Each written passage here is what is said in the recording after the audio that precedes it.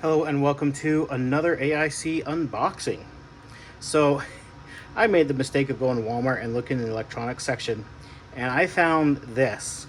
It's a 14-inch HP laptop, and it was only like 150 or 160 bucks.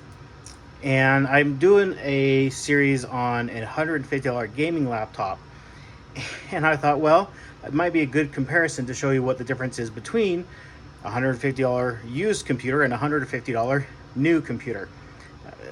Prices aren't quite exactly the same, but close enough that I think that people might be cross-shopping. Now, a couple things I know about this laptop is that it's blue. I had two options, I had pink or blue. I didn't like the pink, so I grabbed the blue. We'll see, I didn't see it in person, so I don't know if I like it or not. We only have 4 gigs of memory running Windows 11.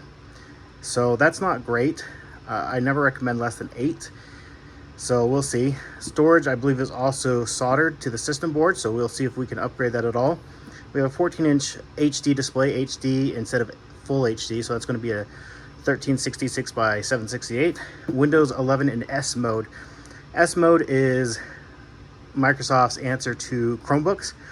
Basically, they don't charge the manufacturer the Windows license or a reduced Windows license, and they are able to on this you can only install apps through the App Store and a few other things, so it's a limited version of Windows, but it's really easy to switch out of it. But what we're going to do is, I have an installer for Rufus that I made with Rufus, I have another video on that that I can link below, but basically we're going to install fresh Windows on here, and that will not require us to log in with a Microsoft account. We have an Intel N150 processor. Now, I've had the N100 and the N100. I don't think I had the N200, but we have the N100 in a couple of different laptops, both with more RAM. I believe it had 12 gigs of RAM. So we'll see how this performs with the lower RAM count. So let's go ahead and open up the box, see what we get.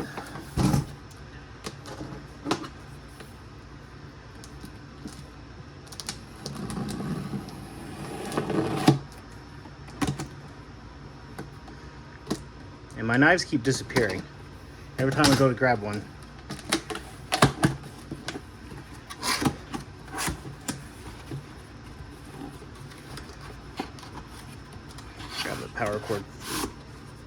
Grab the power cord first, if it'll let me.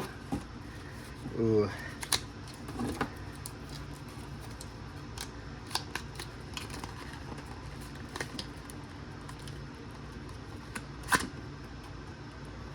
That is a fairly small power brick. Well, can't get my hand down there, so let's go ahead and pull the laptop out.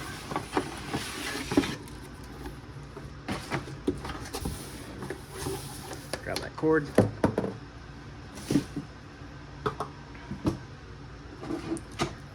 So the first thing we'll notice with the power cord, it is a barrel plug.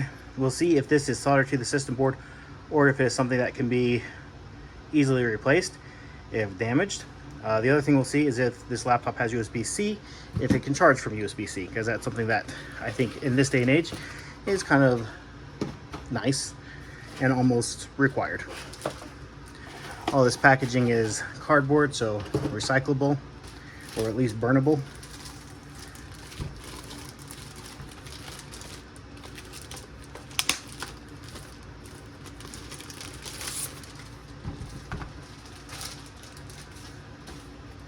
All right, so first things first, has a really nice color blue.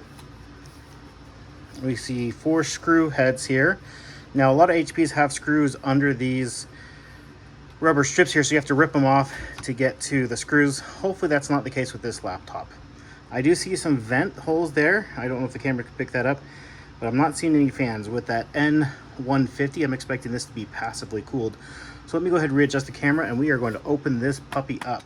All right, so let's go ahead and remove these 4 screws and see if that's all we need to do to get to the guts of the machine. Not captive, which is not unexpected on a consumer grade product. And I'm opening this up before I even do anything with the OS, because that's what really matters to me, is how the hardware is and what you can do with it.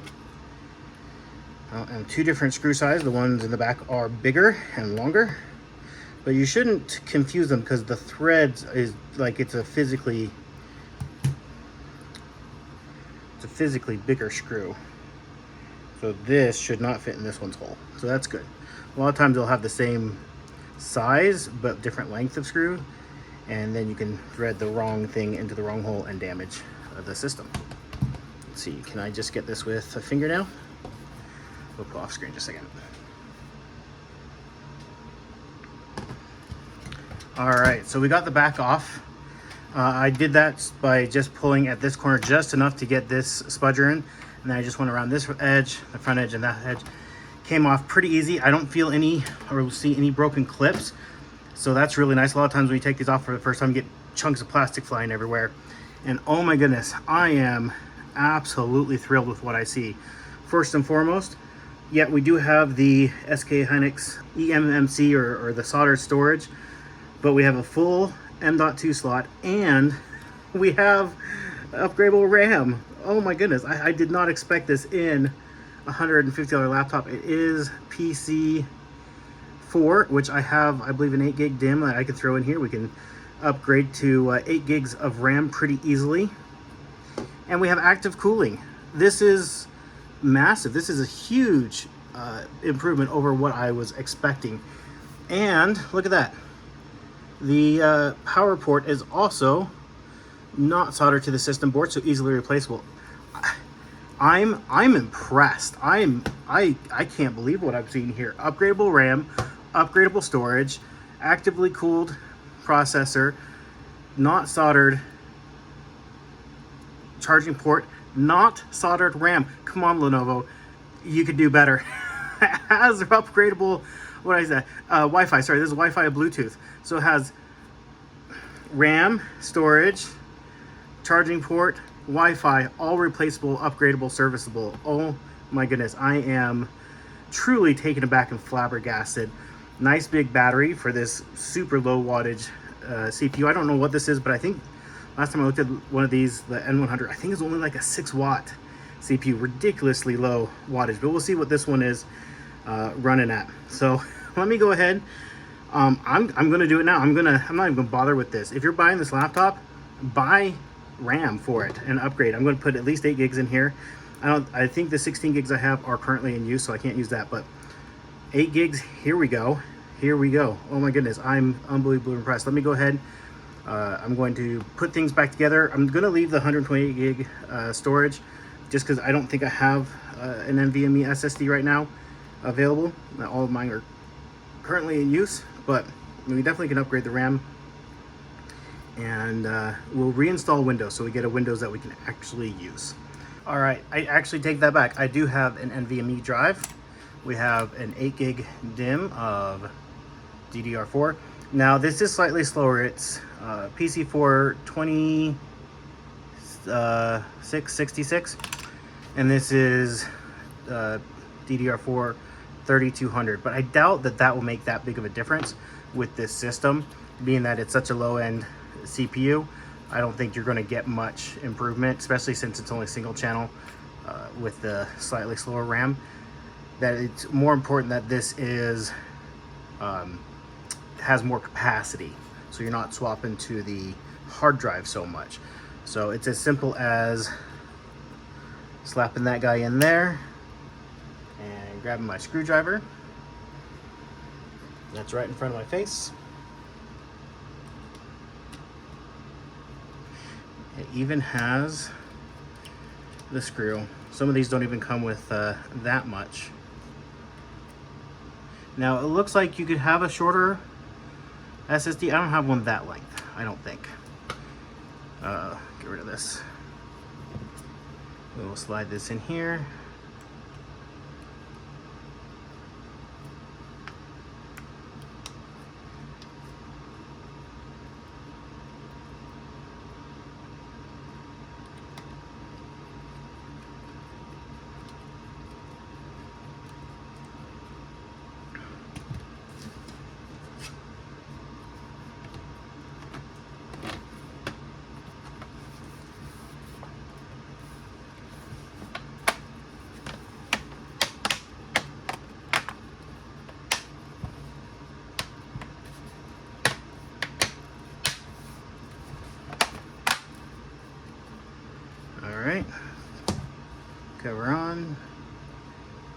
front screws.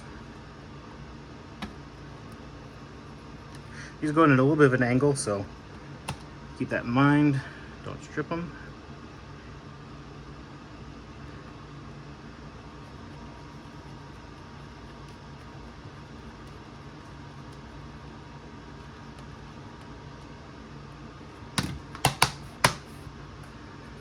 There we go.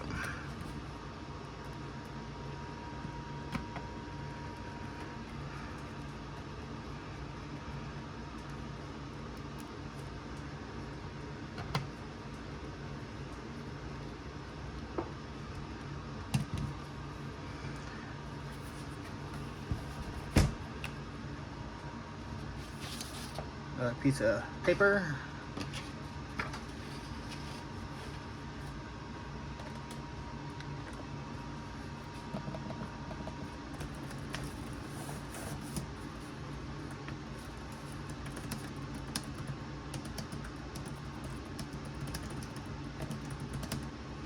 So that's keyboard. It's not a great keyboard. Like, it's not like, oh my goodness, this is the best keyboard. Doesn't feel bad, and all the keys feel pretty even. The last Dell I used, the keyboard was very inconsistent across the keys. This is very...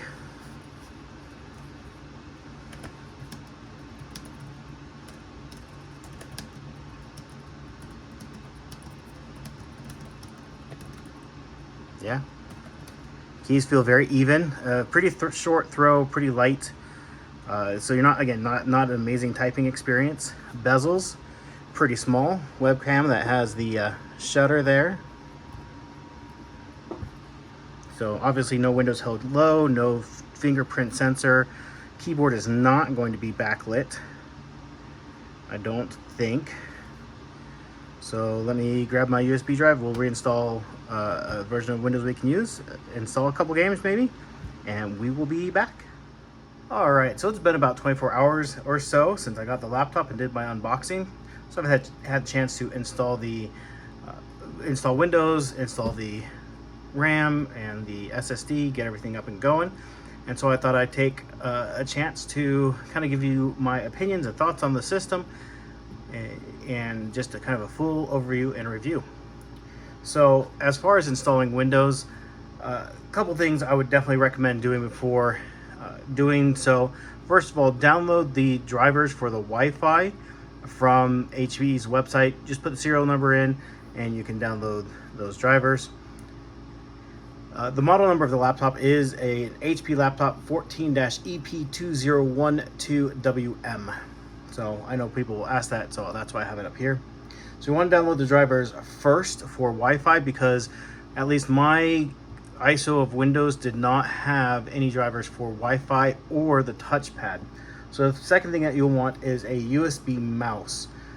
Now I didn't have one handy, so I just tabbed and shift tabbed and space barred through the menu to install Windows. But after it installed, it still didn't have those drivers, so I did end up grabbing a USB mouse to connect to the Wi-Fi and start downloading all the drivers I needed. Once I was able to get to the Wi-Fi by installing the drivers I downloaded from HP's website, I was good to go, and it installed everything. Also, while installing the operating system, go ahead and wipe the old drive before installing the new operating system on the new drive. Otherwise, you'll confuse the boot loader, or you'll boot into off the wrong drive, and it won't be very good for you. Now, as far as the RAM goes, there's no way I've been able to use this laptop with the stock amount of RAM. Again, here it is. It is just 4 gigabytes, and with nothing else running on here, except for we have a couple of browser windows, and I'll go ahead and close out the performance test for now, just to show you. We're running at over 4 gigs of memory, 4.4 gigs of memory, with just Edge running, with 4 tabs. That's more RAM than what it originally came with, and you don't even get access to the full 4 gigs because it uses some for the video memory.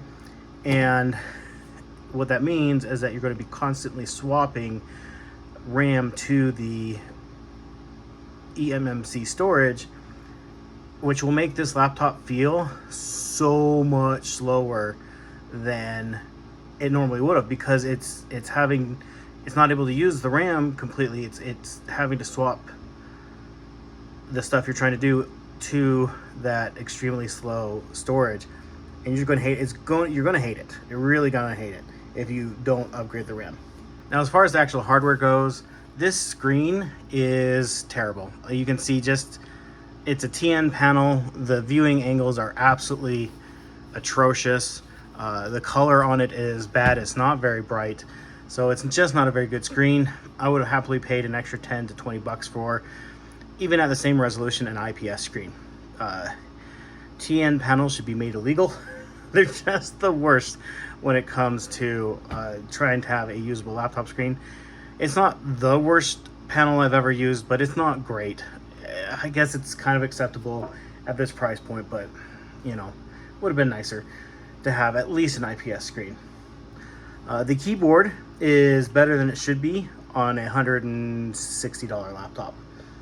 It's a bit on the light side, but the keys are all uniform in feel, and it's very solid with almost no flex at all. And I would be very happy to use this keyboard for an extended period of time. It is not a bad keyboard. I've definitely used more expensive laptops that had way worse keyboards than this, for sure. The trackpad is there. It's not terrible. It's not great. It works. All the gesture features I'd expect on a modern laptop are there. And so, yeah, it's good. It's fine. Nothing to write home about, but also nothing that would push me to want to use external mouse. As far as the ports go, pretty decent options. We have one USB Type A, HDMI, USB Type C, which unfortunately it does not do power delivery, so you can't charge off of it. I was kind of disappointed. You see that?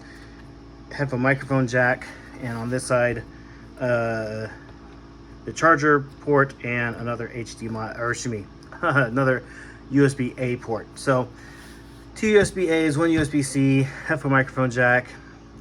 It's good enough. I really don't have any complaints as far as the ports on such a cheap computer.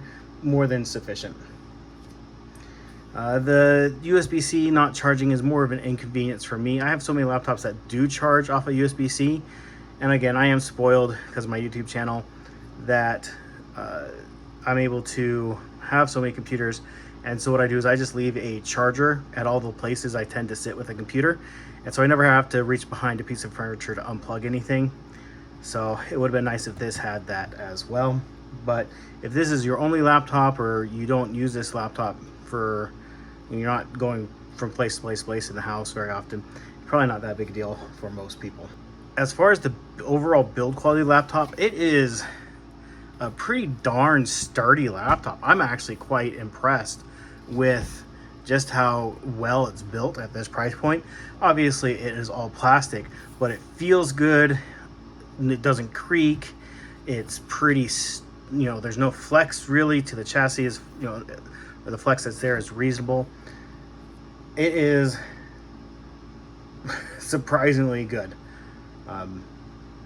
One thing that it is not, and I'll turn around here, if you ever watch my videos, I'm a terrible fingerprint person. I leave fingerprints everywhere I go, and it's almost insulting on how not a fingerprint magnet this is. I even went and had some McDonald's fries, and then I barely left any marks on this at all. And I've had brand new high-end computers that you barely touch it. It's just covered in fingerprints. So whatever they made this cover out of is a fantastic material, because, you know, there's a little bit right there maybe, but you barely even tell that there's a fingerprint on that. And so yeah, that was one of the things that surprised me about this laptop for sure. The speakers on this are okay. There's no bass, but the mids and highs are fine.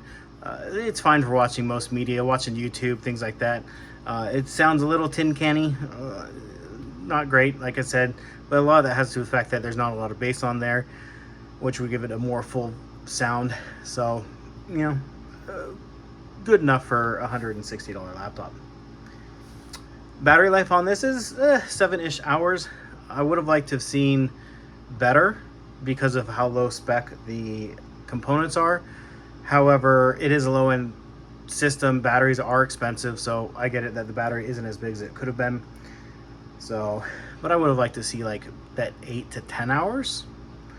So, and you might get that. Again, I run the brightness at full because I'm blind, and you know, I've done a lot of testing and stuff on it, so maybe battery life would be better for somebody who's willing to compromise a little bit and put it in battery saver mode and dim that screen a little bit. As far as the just general performance of the machine, it is not quick. It is a slow computer. It is a very, very budget computer with a very budget, low wattage CPU. Now, as far as day-to-day tasks, there's a little bit of lag switching between tasks. You know, if I come in here, it's there. It's not terrible, but it's not great either. You know, taking a bit to load this screen up. There we go. So it's slow, but I think if you weren't comparing it directly to other machines, it's not so slow that it would be frustrating to you. It's just slow in comparison to other faster machines. And you don't want to be trying to do multitasking on this computer very much. You kind of one thing at a time. You know, if you're browsing the web, browse the web. You're not going to try to listen to music, browse the web, have a game running. You know, you're just not going to do all the things all at once on here. As far as gaming goes, Fortnite, single digit FPS. Rocket League and Fall Guys were in like that barely playable 25-ish FPS with drops that made it annoying. If you had older casual games on here, they might run. I did get Minecraft running on here. All right, just loading up Minecraft here. I did get it to a playable frame rate, but I'll show you the settings I did to get there. Go to options and video settings. We have graphics to fast. Render distance is only 8 chunks. Simulation distance is 9 chunks. Desync off. Smooth lighting could probably be turned off. Clouds are off. Particles decreased. And so if we go back,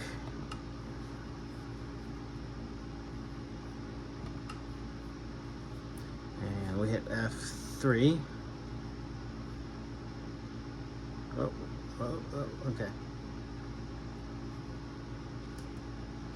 So it's playable in quotes. You know, we get up to 50, 75 frames a second, but anytime we have to draw a new chunk or pull in a new asset, it struggles. I definitely want to be doing this too competitively. So, you know, I definitely wouldn't want to be buying this laptop for gaming.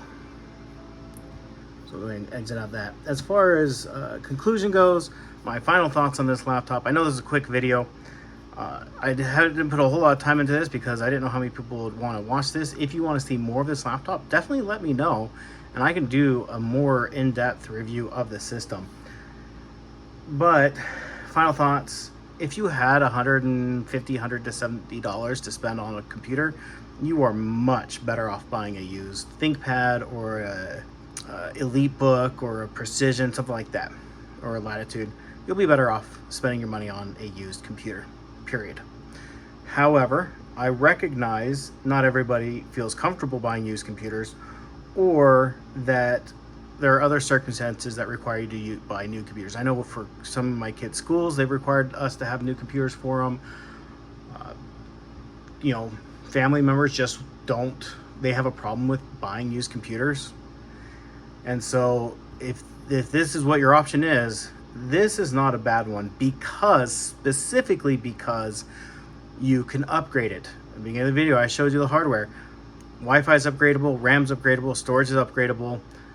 The power port is a separate piece that can easily be replaced if it ever gets damaged.